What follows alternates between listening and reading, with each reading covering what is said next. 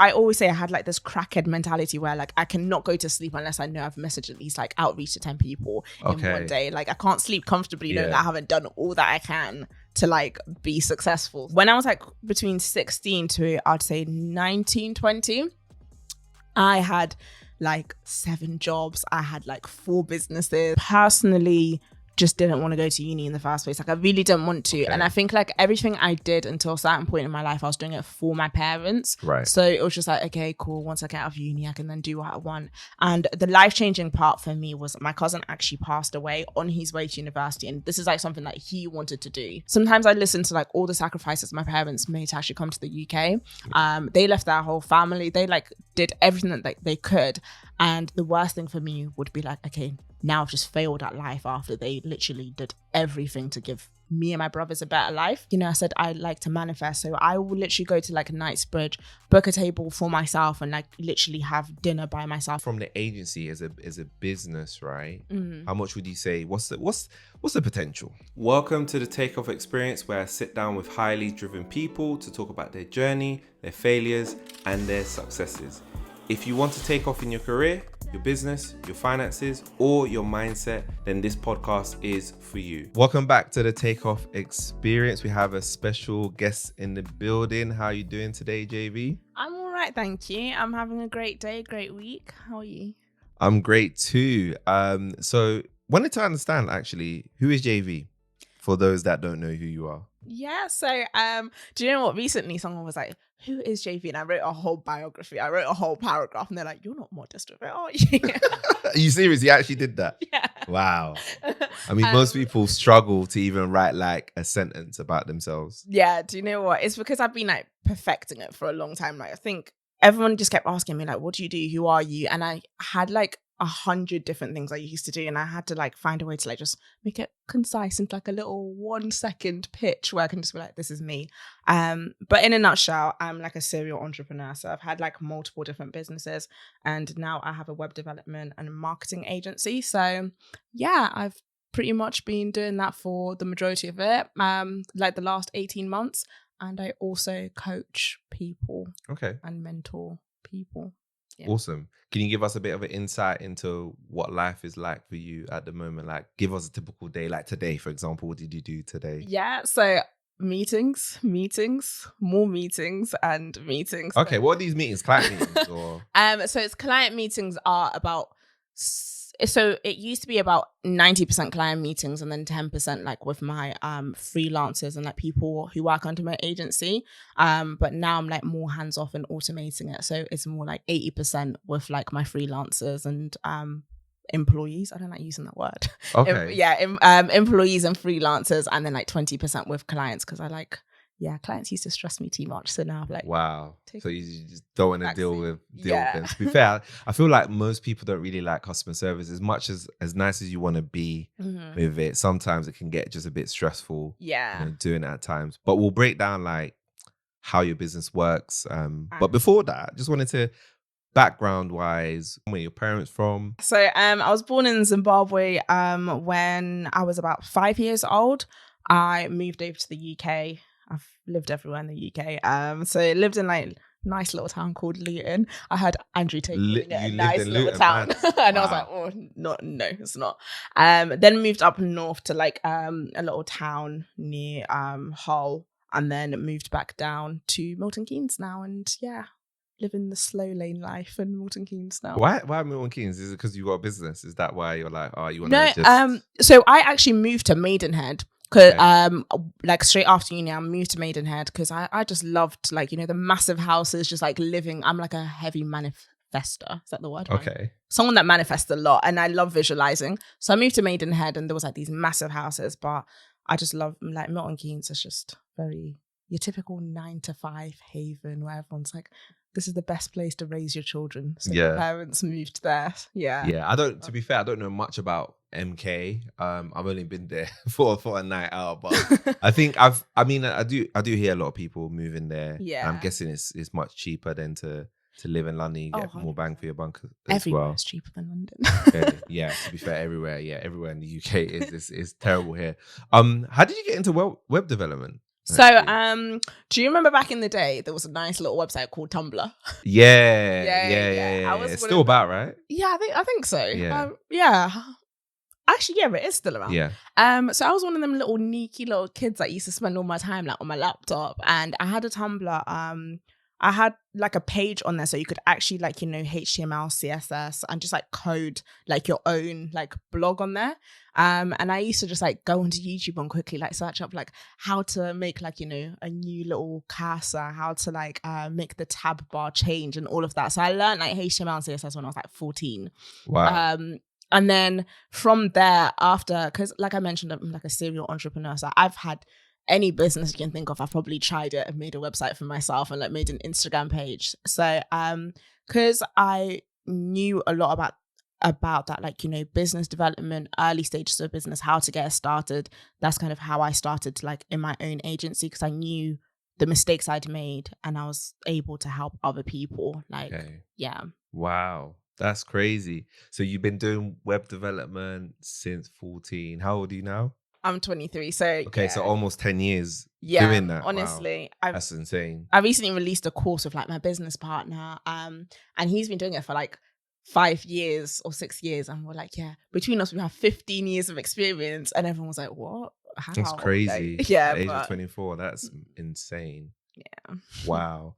And tell us a bit about the business. So you mentioned it's an agency. Can you expand a bit more on that? Yeah. So I started off as a freelancer. So like as I mentioned earlier, I literally would be on the phone, like, closing my clients, like go on LinkedIn, whatever, find my clients, message them, call them, sign them on, do the invoices, email them, and then like do pretty much all of their marketing, do their websites. And it was just me doing it. And so you were just like contacting them, just like really just messaging. What is it, like a form of cold calling? Yeah, so it is definitely cold call. So people think like cold calling is just like, picking up the phone and calling everyone in Yellow Pages, if that still exists. I don't know if Yellow Pages is about but it is like, so I always say I had like this crackhead mentality where like I cannot go to sleep unless I know I've messaged at least like outreach to 10 people in one day. Like I can't sleep comfortably knowing that I haven't done all that I can to like be successful. So I had just like a script. So I actually have a freelancing course, £20 with the script. So yeah. You got the script on your freelance course? Yeah. So I've got the script. So it's like what to message people, especially like high ticket clients. So these people are the ones paying like, £5,000 to £10,000. You can't just be like, yo, you have to have like a whole like, procedure and like know how to message them. So yeah. And then once you get them on the phone, what to actually say to them. And I found a lot of it was psychology. So yeah, that was the main thing. I don't want to go too much into that yet, but and as a freelancer, I was like, okay, cool. I'm literally working like 19 hours a day. Like I'd have like 3 hours sleep. First thing I do as soon as I wake up, go to my laptop. Last thing I do, I literally fall asleep on the sofa, still on my laptop, and I'm doing everything. And I kind of just thought, I was like making a lot of money from it, but I just had no time at all. Yeah. So that's kind of when I started like searching, like, how do you outsource this kind of stuff? How do you actually go out there and like just still have a bit of time? But be able to like still make the same amount. So I then started employing like freelancers. I started off like as freelancers, just like in random like, India, Philippines, and because they were really cheap and my profit margins were amazing. Yeah. But then it ended up being like I actually need like people that can do the job as quickly as possible. I can contact them and they're doing like the quality I want. So that's how my agency was basically born. So wow. And what were you getting them to do like for you? So I still can't trust anyone to like close for me. So I do still do like the like getting clients on the call and like actually closing them to become clients. Okay. So before, web developing was like the last thing I was like clinging onto. I was like, this is the only thing that people come to me for because my portfolio looks amazing. Yeah. But so it's anything like digital marketing based. So that's like, your email marketing, social media marketing, just paid ads or anything, when you think of a business online, that's digital, just anything that gets a business out there. That's pretty much, Tell me about the marketing side, because how did that come about? Was it also an interest and passion of yours, or was it just like just natural fit for what you're doing? It was like a natural fit because think of it this way, yeah. A business without marketing is literally like, trying to wink in the dark. Like, you know what you're doing, but no one else knows what you're doing. So me personally, I've had like a swimwear e-commerce store. I've had a food business, and I used to like do hair and makeup in school. Not in school, in uni. So it was like I knew how to market myself and get like, all of this clientele in. I knew like, the importance of like branding, and I knew just all of that was important in order to actually get people signed up to me. So because I knew how to do all of that for myself, when lockdown hit, my swimwear line, like I had to stop production because China, all the like factories just stopped, and like no one was going on holiday. So people were like asking for refunds left, right, and center. I'm like, oh my God. Swear down. Yeah. So it was like, it was insane. I think I lost like £150 worth of orders in like the space of like 1 week as soon as that like COVID announcement came in. And I was like, I'm kind of like, I can't, like, I'm at uni doing this and I can't like just wait for it to come back on. So that's when I obviously opened my food business. But at that time, it was like, I know how to market. People are asking me, how did I build this whole like business?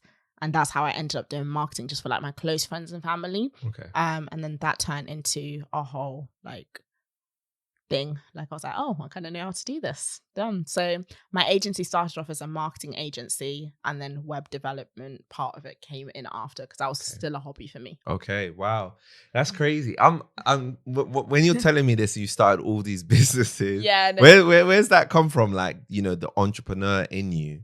Where's that from? Because it's clear that you've been into business for a long time. Oh yeah, so let me throw it back. Let's go straight back. So in 2015, I was when I was like 16. I don't know if you watched The Apprentice. I've watched it here and there. Yeah. Okay, so in 2015, I think there was a guy called Joseph Valentine, and he ended up winning with like a plumbing business, but that's irrelevant. So on there, he was like, my aim is to be like Alexander the Great, and I want to conquer the world by the time I'm 30. And I'm there like 16-year-old me, and I'm like, he wants to actually do all of this by the time that he's like 30. I've got 14 years. Imagine like I can literally do anything I want in that 14 years. And at that point, I was like, I want to be a millionaire by 30. Like I kept saying it to myself. Wow. And this is before I knew like what manifestation was, what like, the power of the mind, the subconscious mind, all of that. Like I became like really into metaphysics after.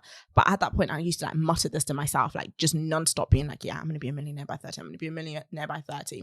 So when I was like between 16 to I'd say 19, 20, I had like 7 jobs. I had like 4 businesses. Like so I've 7 jobs and 4 businesses. Yeah. I worked at like PC World, Specsavers, wow. like anywhere you can think of. I probably have literally a discount card. I've had it at one point.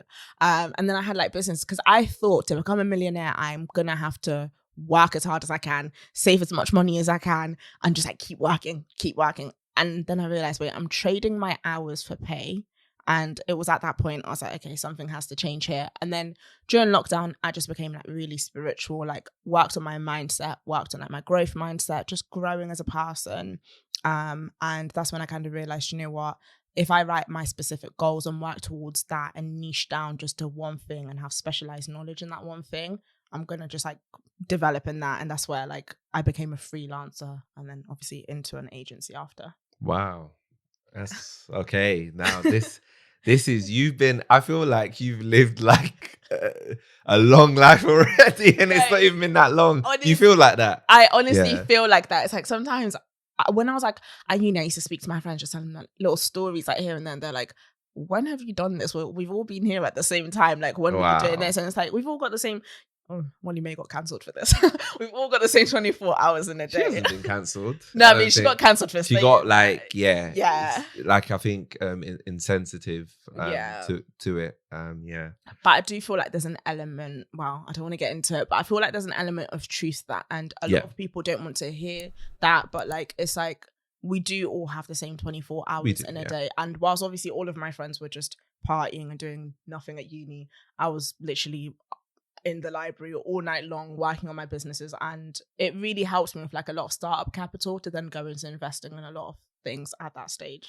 Yeah. I think you're right. We all do have a choice to do things. Again, now obviously some people have more advantages than others, disadvantages. We understand that, like, but at the end of the day, as a blank statement, I think it is true. You do have to decide what you're going to do with those 24 hours. Now, some people will go to work and just do the bare minimum and get by. Some people will go there and excel, and then, in 5 years or 10 years or 15 years, they see over the company, whatever, right?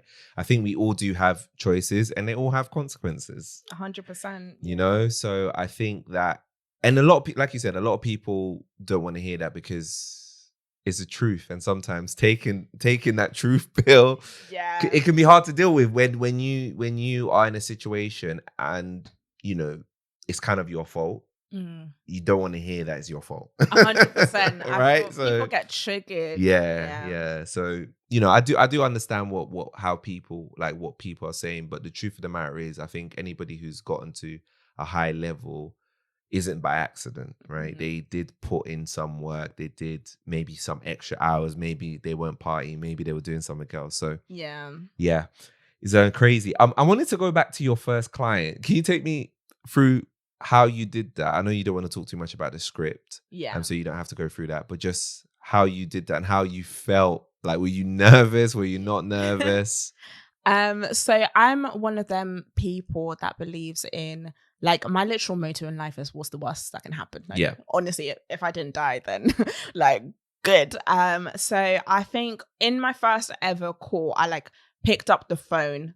Wait, let me rewind to actually how I got this first ever call. So I feel like if you don't try, you're not going to get anything out of it. So like I mentioned, like that crackhead mentality of being like, I call it crackhead mentality because people that are addicted to drugs, like, they will make that money every single day without fail. True. And they will feed their habit without fail.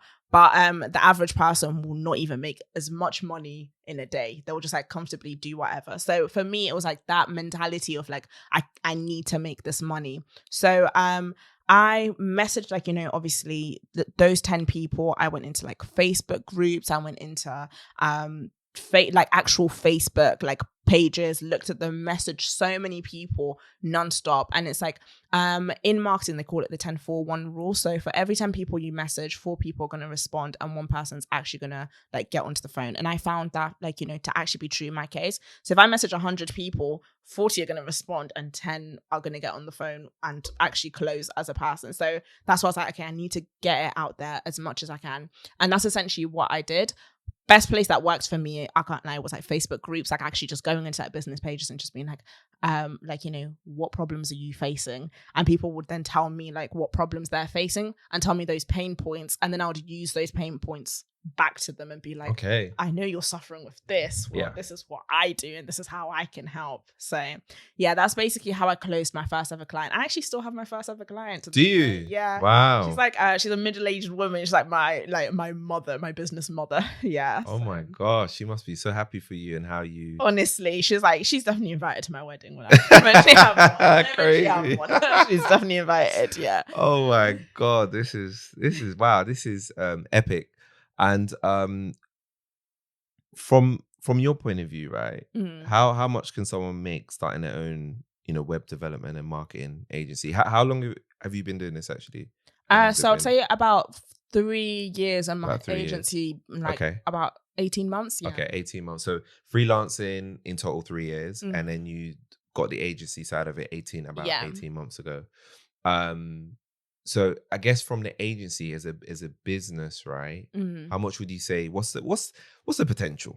You can make so much. So I personally, I'm so transparent with this because at the start of the year, like I said, I manifest no man's business. So last year, January, I think my number one thing that I put pen to paper on every single day, journaling, my business is going to make 6 figures every single year, and I'm going to make 5 figures every single month without fail. Wow. And I kept writing that down. I kept visualizing it, manifesting it. And I remember January this year, the first 6 days, this was January the 6th, my agency had made £11,250 Wow. in the first 6 days of the year. Wow. So that's a lot. yeah, and that's just from the first 6 days. And after that, like obviously, just letting people know that and just showing them like the results I personally had, then brought in even like more money from me actually educating people. So I released a web developing freelancing course and just agency course to actually teach people. And like my business partner, he's making like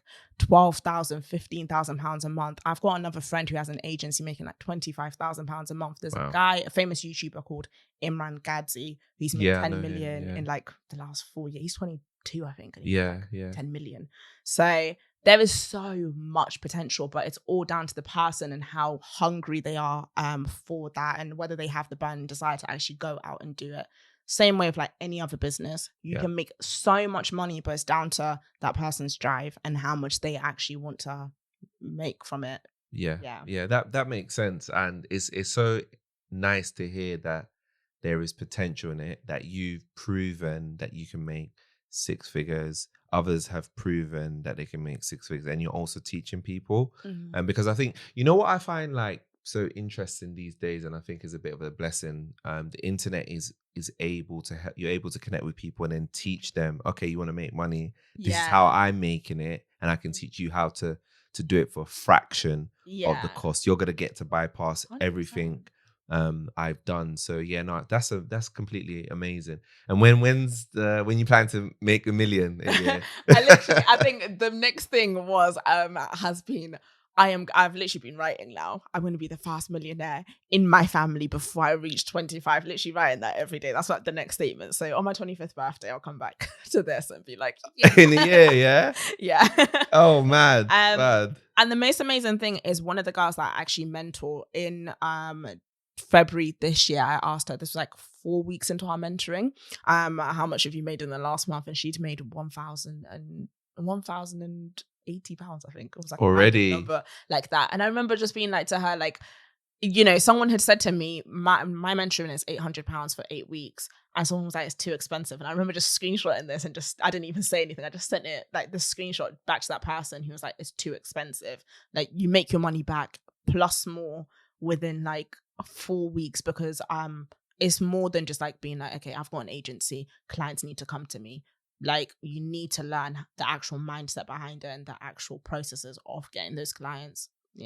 Yeah, you know what, I think before I did my podcast, I think I was a bit skeptical about paying for learning. But I think the more that I've started to speak to people, especially high achievers, and I guess the listeners will probably, you know, make this conclusion as well, I've realized a lot of them have paid to skip ahead and get the necessary skills and then use those skills to generate money. Of course, it might not always work out, but if you get in something that's high quality, like you said, you've taught somebody it's cost them 800 quid or whatever. Now they've made £1,000, they're gonna make more than that. If they keep on going, they would have made 10, 15 100%. In just a year, 2 years, 30, whatever they want to get to, they've got the skill. So yeah, I think I'm definitely in agreement with that. And you know what's funny, right? Like, even though I had that mindset, and a lot of us have that mindset, we're also okay with paying for university. 100%. Which, you know, and I think, again, I'm not trying to take a crack at university, because I went to university, but I think when we've been, let me not say brainwashed, but kind of brainwashed to think that it's superior than somebody who actually has the social proof. 100%. We've been told that, whereas our lecturers, they haven't got the social proof, but they're teaching us it. You know, for like, how much is it now? $9,000 a year. I did pharmacy at uni. Oh, wow. Yeah, so my actual course name was Pharmaceutical Science, Technology and Business. And I remember in like the business modules, like pharmaceutical business module, we had to like come up with like a sustainable business that would be profitable. And I remember like just thinking like, okay, we're thinking of this like pharmaceutically business. Our lecturer has never owned a business, and you're teaching me how I need to like, you know, go out into the world and actually start a business. I'm now like 71k in debt from uni from like, That's 4 insane. years. 71. Oh my god, it's gone up. Crazy. This is the thing. Yeah. Everyone thought it was free, People were like out here getting shit on finance, all of that. It's not free. And I will never use that degree ever again in my life. But I learned how to cook at uni and then started food business, so that's the only positive. Yeah. And it's, and this is where I think it is interesting, because you're saying you're 71,000 in debt. And then I guess I don't know what the earning potential is for a Korean farmer. I guess if you're working for like the top companies and like you go right to the top, it's going to be in the millions, right? Like that's the top earning potential, but it's really like difficult. Around 80k for like just that's really high up as well. Oh really? Yeah. So just oh wow. About 36 is like your average like pharmaceutical scientist in a lab. Yeah. That's mad. That's bad. That's bad. Okay, so the cost benefit isn't adding up, and to be honest, it's none of our fault, because we weren't told to think like this. Actually, 100%. If you're gonna study this, these are your options after. This is where you can get to, and this is like earning potential. This is what you should do. And I think what they should have encouraged more of us to do is take risks and start a side hustle or try and find another way to make money. And even if you have got like a full-time job, you've got some other income coming in. Can I ask a quick question? Right. So me and my dad were having this conversation yesterday, and because he's recently gotten into like your Owl Nightingales, Napoleon Hills. You go, Dad. I'm proud of you. So he's recently started listening, and he was like, "Why weren't anyone taught this in schools? Because like this is like information from like the 1920s." And I think I'd recently read something like, do you feel like if everyone had this knowledge and everyone implemented this knowledge, like the capitalist like society could function the way it's meant to function? No, it wouldn't. It wouldn't function. But do you know what it is, right? So in that situation, it wouldn't. But if everybody didn't implement it, which I don't think, because a lot of people do get information, they see what we're doing, they see what we're talking about. They're not interested, right? They're not gonna take the action. Some people might consume it and not take the action, but you're right. Yeah, it probably wouldn't. So maybe we shouldn't be giving them the information, because they call it the top 5%, top 1%. Yeah, because and I know like a lot of like secret societies are like just this kind of information, and everyone's just like, wow, they're like devil worshipping, but realistically, it's just like a mastermind of people sharing like this top knowledge about like the kind of mindset and like different businesses to get into. It's crazy. That's actually crazy. Would you ever join one of those kind of groups? So me and my friends actually started like a small mastermind alliance. A couple, like it's crazy because when we all started, I remember our big wins being like, oh my God, I've just made £500 this week. Like, oh my God, I've just got my first like 200 followers. And now like one of my friends literally messaged me. He bought like a gold coin the same day. Shout out to Kevin. Bought a gold coin the same day as me. And I think he'd made like 27,000 literally that same month. And I was just like, what the hell? Like we all started off like just in this grinding bubble, and we just used to send each other quotes all the time, just like push each other, but I wouldn't join anything like like the Freemasons or anything. But I think I would join something similar, because when you actually think about like these people, they are not even old money, they're new money, and they're like making millions, and they all have this knowledge of like how they've obviously made their millions. And it's there for them to share, but people are too scared to actually ever join anything. That's crazy. I don't know if I asked you this. So you studied pharmacy, right? You said at university. Why the switch? What happened? What was like the eureka? I was like, no, I'm not spending, I'm not gonna be in a 35k job. So, the biggest thing for me was I personally just didn't want to go to uni in the first place. Like I really didn't want to. And I think like everything I did until a certain point in my life, I was doing it for my parents. Right. So it was just like, okay, cool. Once I get out of uni, I can then do what I want. And the life-changing part for me was my cousin actually passed away on his way to university. And this is like something that he wanted to do. And for me, it was like around September, we'd started uni at the same time. But this was like 2 years later. So like going into my third year of uni. And at that point I was just like, I've spent so long living life for other people. I now just want to like live life for myself. So that year, I think I literally traveled to like 8 different countries. And like one year I like started like my swimwear business, and I just kind of detached from university because I was like, this has absolutely nothing to do with what I want to do for the rest of my life. And life's too short. Like, you know, you can actually just go at any point, so why not actually live it to the fullest? And the worst thing would be like you're telling your grandchildren, or like you're on your deathbed and you knew what like your full potential was, but you don't ever like tap into that full potential. Yeah, so that's what I just never want to have regrets. I want to like literally be there to tell my grandkids like I did everything I could just to make sure that generational wealth kept coming in. Yeah, no, I hear that. My condolences to you about your cousins. It's never easy to lose a loved one, and I guess that spurred you on to be like, no, I want to live a life. It either makes you or it breaks you. So for me, very brave. Yeah. Where's the drive coming from? I'm trying to understand, because you're super driven clearly, but like, do you feel like when you were at uni that, not that the drive wasn't there, were you doing your businesses? You were doing your businesses while you were at uni, I was more like working every summer, but when I was working every summer, it would be like 13 out, like literally 13 days in a row. And like lying to different managers in different departments and be like, I can do overtime, but they don't know that I'm like doing, you know,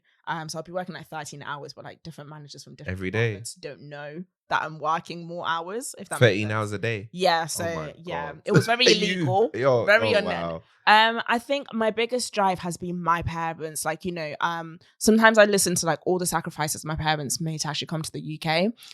They left their whole family. They like did everything that they could. And the worst thing for me would be like, okay, now I've just failed at life after they literally did everything to give me and my brothers a better life. So I think that's been the biggest drive. Like, I'll see some people just, they're literally wastemen. Like, they do with their lives. And it's like, if you knew the sacrifices your parents made to give you a better life, and this is what you've decided to do in life. So for me, it's always been like, I want to be that one person that like, I will do everything for my parents. Like, I want to give them the life that they wanted. And I think because I was so fixated in that, that's why I obviously ended up going into uni, because I just didn't want to disappoint them. So, yeah. Yeah, I completely understand. And it's good to have a why. You know what your why is, and you're doing it at the best time. You're taking risks at the best time, which I think is, I wish I would have taken risks at this time. But then, wish you could have. You can still take risks. I am taking my risks. I'm doing my podcast now. Yeah, but I mean, I would have not done the podcast. You know, this is something I've always wanted to do.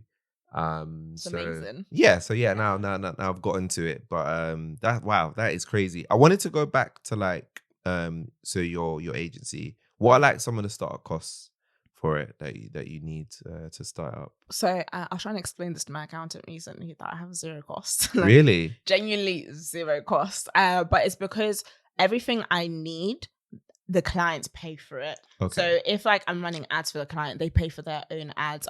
For like maybe like my Photoshop monthly subscription, which I still use a Shein discount for, which is like £13 a month, and then like Canva for like £10.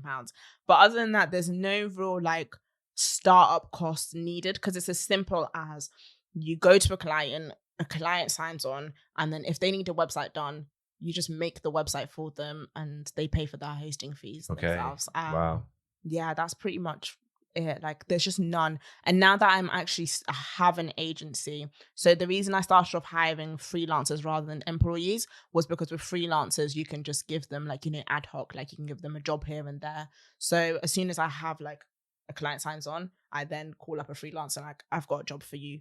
Here's I'll give you like, I always take 20% and then they get like 80%, or if it's like I've done a lot of the work, I'll take like 50% and they get 50%. So you get to decide like what work you want. Okay. Yeah.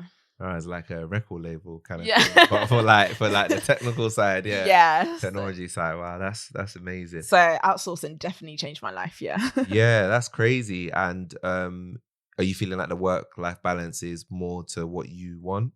I think no.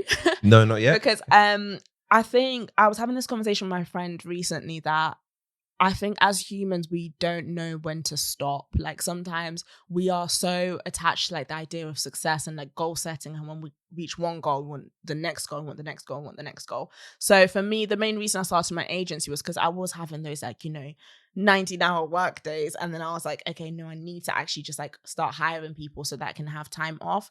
But the more I hire, the more clients I take on. And then the more clients I take on, the more I'm still working. So I was hoping that by the time I do like, obviously turn to digital nomad, I can just like disappear for like 2 months. No one looks for me because like everything is running without me. But I am gonna have to carry on working. So really, yeah, it is.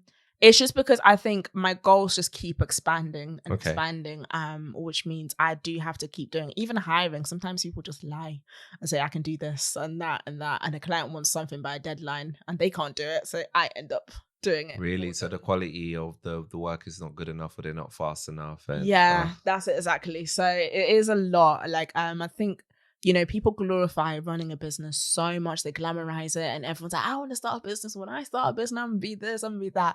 But I think people do sometimes forget that there are actually the hard parts of running a business, the actual logistics of running a business, which, is still fulfilling at the end of the day. So don't say I didn't told you not to start a business. But yeah, 100%. There is like the good and there is the bad. But at the end of the day, I'm doing something I'm passionate about. So it doesn't really matter too much. Yeah, no, I definitely hear that, and that's where the passion comes from. Because you talk us through some of your struggles, actually.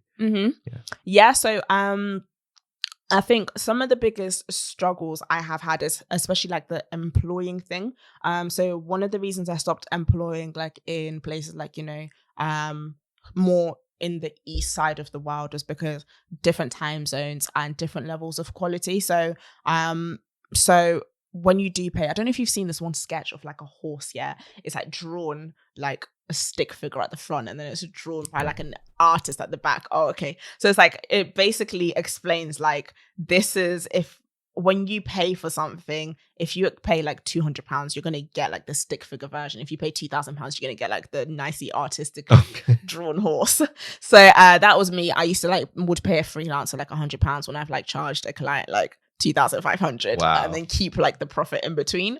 But I had to learn sometimes I need to lower profit margins, but the work is getting done, and that obviously has customer retention and the customer comes back and back. Other struggles I've had with my agency has kind of been smooth sailing. Clients are actual. Okay, come on, tell me some of your client stories. Let me tell you the tea. Yeah, hear that. I've changed my contract about 15 times in the last 18 months. What does that mean? Sometimes a client will call me and it's Saturday, literally 3 a.m, and it's why are you what in your head told you can call me at this time? Still working on Saturday? They're all right. Yeah, honestly. So before I used to work 24/7, 24 hours a day, nonstop. And clients just had no boundaries, to a point where they're telling me their whole life stories. They're we're becoming too friendly. And it's just you need to understand there is a professional relationship at times. And you need to also set those boundaries for yourself. I don't work on weekends anymore because I need that time to myself. Sometimes clients will literally pay a deposit, because I do deposits for website and then do the next payment once it's done. They'll pay a deposit. I'm like, cool. 1 month is how long it's going to take. Maximum 2 weeks to 1 month. That's it for the website. And then they'll just disappear.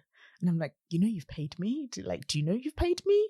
But it's annoying because sometimes we'll be like, okay, I've done quite a large amount of the website, so now you need to pay the second half. So that chasing of clients can be very, very difficult sometimes.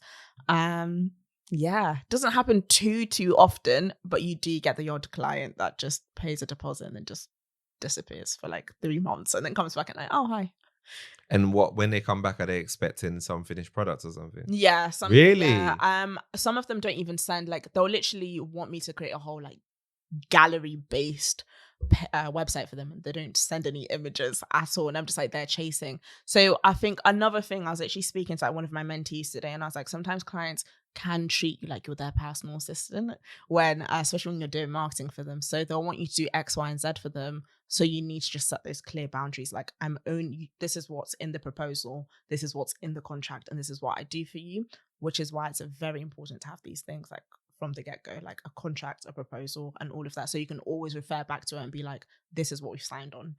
Yeah. Yeah. So these guys, sometimes it sounds like they just try to take the piss a little bit. They try and look into the loopholes. Yeah. The This is worst one is definitely when you have more passion for a client's business than they have for their own business. That was Really? like the worst. Like, how does that make any sense? it's like, I want you to win more than you want yourself to win. Yeah. How does a client get there? I have this like mindset coach. She's like one of them witches, but like good witches. I don't know how. Yeah, one of my clients are super religious, so just like was like one of my friends is like super religious, so gave me a client, was like take her because she does like tarot cards and that kind of thing. Okay. She's like very absolutely love her, but she just has no passion for her business, and everything that she teaches she doesn't practice herself. So like, but having that abundance mindset, always being within bounds. She's just like calling me like, I can't do this right now because like currently something's happening like in my life, and it's just like, oh, okay, like abundance mindset. Yeah. So I ended up for her because we became too friendly, doing a lot for her. Okay, wow. Was that the only client relationship that you kind of was like, yeah, I'm not gonna? No, the one I've had for a while. Like, yeah, the one I said was my first ever client, and I still have her to this day. Like, I couldn't even like increase her price when I increased everyone else's. Oh wow. Yeah, we're tea friendly. It's gotten tea friendly, but I love her. So how do you manage that, like the friendliness with a client? Okay, I guess the first one that's sentimental. I understand that was your first client, right? And now you're doing very, very well.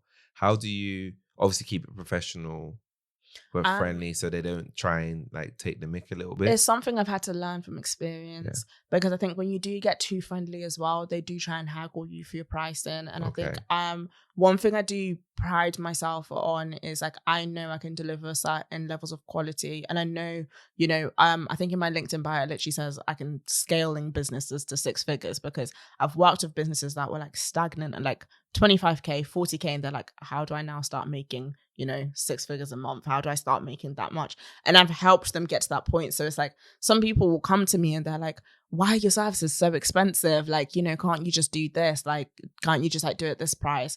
And they will even try and like do that whole friendship thing just to get you to bring down your pricing. And it's like, no.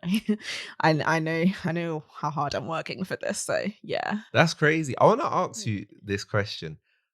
Speaking to a fellow Black person, I think sometimes there may be that what's the word? Do you know the word? Do you know the one I'm talking about? Imposter syndrome. Yeah. Finally got to me, right? How have you overcome that to be like, no, I'm gonna charge what I'm worth? And the reason why I'm asking this question, because I was listening to one of my favorite motivational speakers today, Eric Thomas. He was on a podcast, right? And he was talking about how he very similar situation, how he actually got told he was undercharging. He was a top guy, but he was undercharging. So I want to ask you, how have you overcome that yourself? So I believe in environment and networking. So I will place myself in certain environments. Like I have I said I like to manifest. So I will literally go to like Knightsbridge, book a table for myself, and like literally have dinner by myself and surround myself. Like I recently went to like Novikov, like, and just paid like a whole £180 meal for myself, and I'm surrounded by all of these like very wealthy people around me. It's when you place yourself in certain situations and you build that abundance mindset for yourself, and like get out of like that mindset of like, I'm scarce, like I can't afford this, I can't do that. That's exactly how you're always going to be. I'll go to networking events just to meet people. Like I recently went to a networking event where it was literally just like, the mayor of like our local town was there. Like there's like the top business people in my local town center, and it's all like, white, like middle-aged white men that were there, and then there's just me. But the fact that I can easily access them makes it seem like, for some people it's like a lifetime away. It's like a whole world away. But the fact that I can easily just get on a train and go to like Knightsbridge, the fact that I can literally just go in Eventbrite and find this event, it's literally just so accessible. And it just shifted my mindset to understand like I'm literally just like any other human. We're all human. So I can't put myself into like this little box of just, I'm like very, a woman that is not privileged because I'm, Black, I'm a woman and I can't make it in life. And I think earlier on in my journey, one of the biggest things I used to look up to is like, like my aim is to be like Oprah Winfrey and to like, break the glass ceilings and to become like the richest Black woman alive. And I realized, I'm putting myself in a box. Like Oprah Winfrey is worth like 1 billion, but there is Jeff Bezos is worth like, Crazy hundreds amounts. of billions. Yeah. So I'm literally just setting myself to I'm only going to be worth that much just because I am this demography. Is that a word? Demographic, yeah. Yeah, no, I meant demographic. Anyways, so that was it. So because of that and just having that growth mindset of understanding I can't limit myself, it helped me get into like a lot of rooms and actually speak to people. Like one of my mentors was, do you do crypto? Yeah. I mean, do you know crypto. Phantom?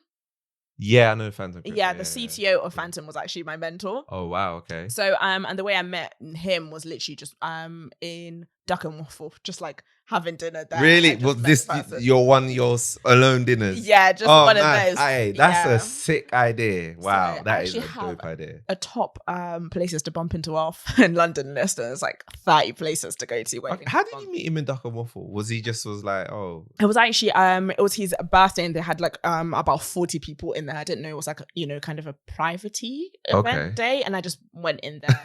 And then I was just like invited over to the table by all of these like super rich people, and they're like you're just there on your own and like 40 odd people like celebrating this person's birthday. And I kind of just like realized, and one thing people that are wealthy don't like to do is talk about work.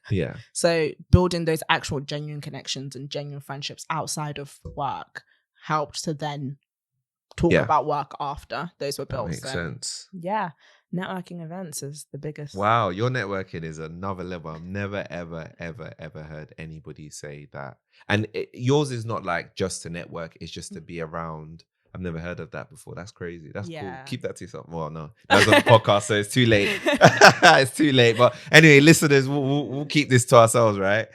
So I wanted to know, like, in terms of like best way to learn about web development, what would you say is the best way to learn if somebody wanted to get into it? Because I know a lot of people wanting to get into technology these days. There's so many paths that you can go down. So I actually have a course which you can pay for in installments if you feel like it is too much for you, but let's not have a scarcity mindset. You can afford it. So I have a full stack web developing course, which is front end, so your HTML, CSS, JavaScript, and your back end, which is like, your Python.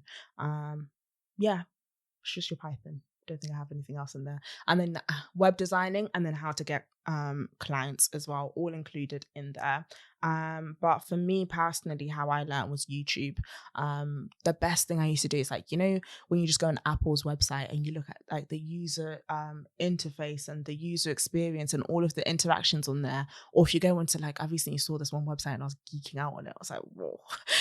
Just, when you just like scroll through a website, you can see the whole customer journey as you're going through, and I was like geeking out on it. And like that for me triggers that, like, okay, I really want to recreate this. And then I'll go out there, I'll type in like into Google how to make this, and then just like learn and build a portfolio that way. So when clients are actually coming to you and you don't have a website that you've done, or you haven't had like previous clients, you can just show them your portfolio of things that you've made just by geeking out on random websites. Yeah. Wow, that's some really, really great advice. And you're right, you don't always need a client to start off. If you, like you said, if you already have your own portfolio, they can see that as proof of how good you are and how passionate you are. I think it's definitely very important. If someone wanted to start their own agency, web development and marketing agency, what's your advice going to be to them? 100% start as a freelancer. See whether you like it or not, because it's not going to be for everyone. But if you can sustain as a freelancer and you can get enough clients to actually be like, okay, I'm now overwhelmed, at that point, that's when you start an agency. I've had so many people go straight into starting an agency. They don't have one singular client. They've now registered as like a LTD. Their public records are all over the internet. Obviously, they now have to like pay like, maintenance and yearly fees for that LTD. And they just can't sustain, and they give up after like a couple of months. So I'd say just dibble and dabble as a freelancer, and see whether you enjoy it. And then obviously once you've done the one-man job, move up. Yeah. You got to start from somewhere. I like that. And I like the fact that you said that they shouldn't just start straight into the business, that they should get the experience first. They should get some money first.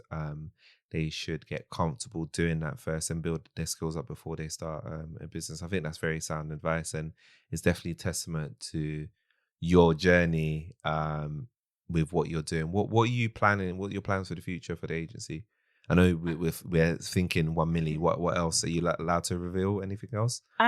So I think one thing I literally told my friend this like 2 days ago. Like, I feel everything that my 16-year-old self wanted, I feel like I've kind of achieved it now. So it's just like, I just want to enjoy the process now, just enjoy the journey. But the next step is I want to obviously turn it international, because I'm going to be traveling the world. I want clients all over the world, like just helping lives. I think the most fulfilling thing for me is just like hearing someone being like, wow, you've like changed my life, like you've actually helped me. So my main focus now is like Brand Blueprint Academy, which is the actual courses, the mentoring, all of that kind of stuff, just because I just love helping people. Love that. And yeah, I've seen it. It looks quite sound, and I'm sure you already changed people's lives.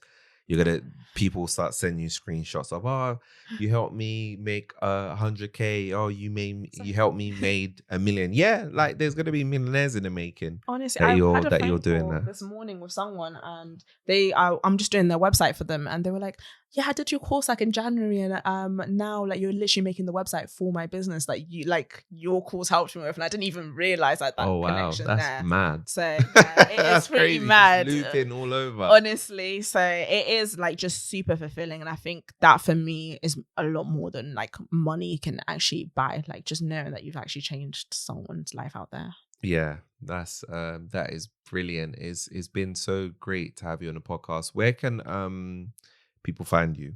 Yeah, so if you want my personals, jv.finance on Instagram and Snapchat. I'm very active on Snapchat. And Brand Blueprint Co. Okay. For websites. Got the merch.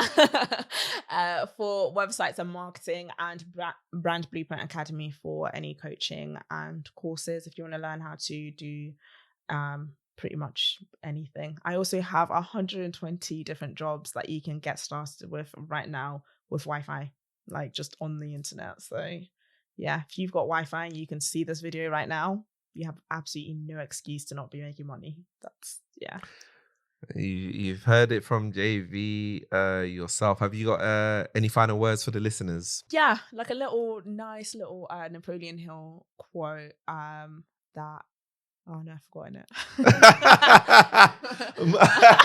I got so ready for that. Oh, I was waiting. I was like, Napoleon Hill, this is the first time he's made an appearance on the podcast. Wait, I've got it. Okay, I've got it. There is a difference between wishing for a thing and being ready to receive a thing. So the act must be belief. If you believe that you already have something, then it will become. So for me, I've spent majority of my life already believing that I've got become a success and had an amazing business and so forth. So that's why I was already prepared to have it.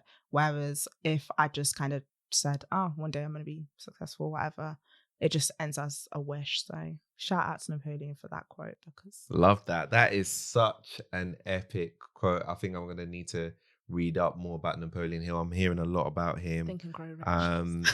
Yeah. Oh, yeah. You know when you say that, I've read Think and Grow Rich. You know when you say Napoleon Hill, I was thinking of like somebody completely different. But I've read Think and Grow Rich, and I think that was actually also one of the books that got me to just be like, you know what, I tell you just gotta go and do something. But no, thank you so much for jumping on the podcast. It's been great to hear your journey. It's a really, really inspiring journey, and I'm sure a lot of the listeners will be like, wow, I think I can do this. I think I can do what JV's done. JV's taken a leap, and you've done it for like a long time as well. Yeah. Even if some businesses didn't work out, you still just kept on going. And I think that's very important, just to be resilient. You're never going to be like perfect with like anything.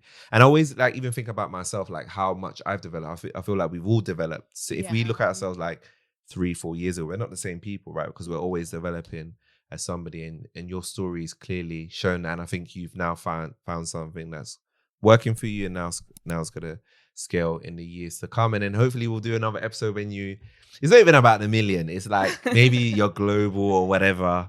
Whenever you want, baby. You think, yeah. When you're global, maybe, I don't know, maybe you're somewhere in Asia or you're somewhere in the West somewhere. It'd be great to just have another conversation with you in a few more years, months, whenever it is. But enjoy your trip in the East. It's been great having you here today. Thanks, listeners, for listening to this episode of the Takeoff Experience, and we'll see you next week. Bye.